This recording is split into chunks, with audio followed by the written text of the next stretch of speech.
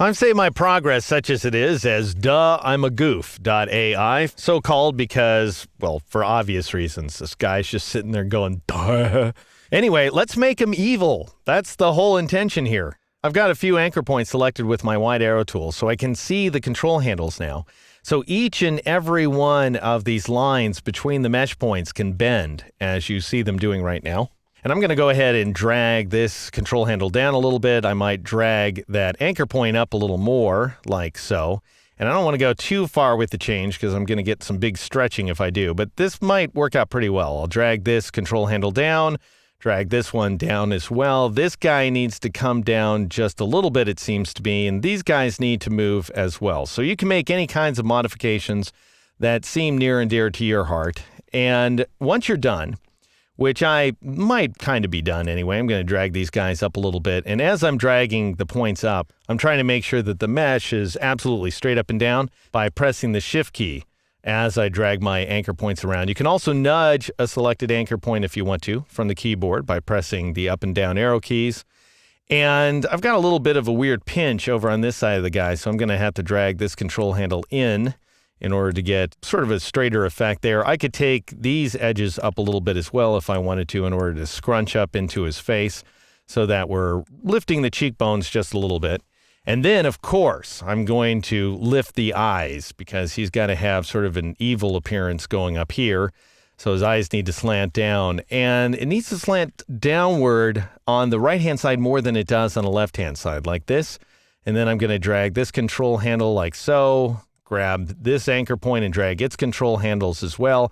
Maybe nudge that anchor point down just a little bit to compensate so that his eyes are more or less symmetrical. They don't need to be absolutely symmetrical, of course, but a little bit of symmetry might make him look, either more or less deranged, whatever kind of effect we're going for here. And I'll go ahead and lift that point as well, lift this guy, drag this down a little bit, and so forth, until you get something resembling this scary expression right here. And you know what?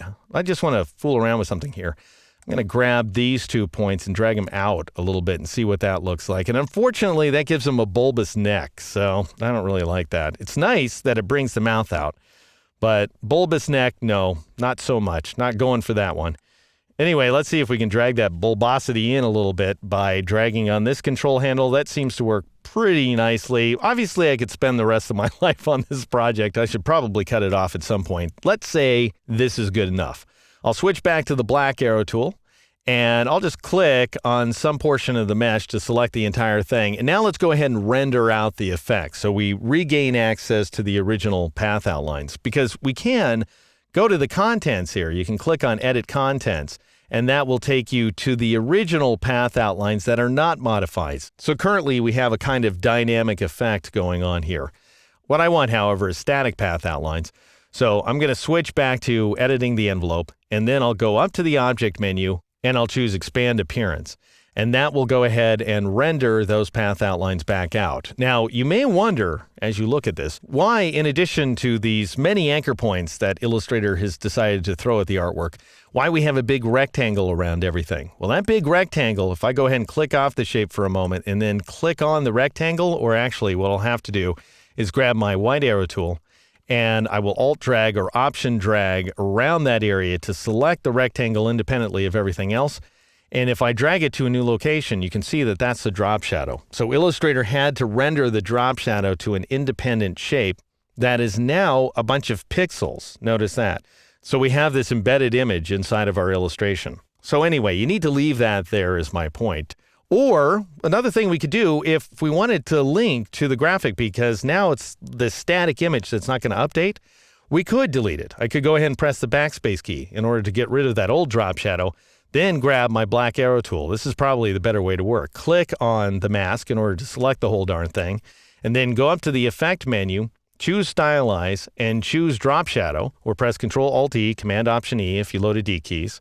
And then you should see the exact same values you applied before just to confirm that everything's working the way you expect. Turn on the preview checkbox, click OK, and now we've restored the drop shadow as a dynamic effect.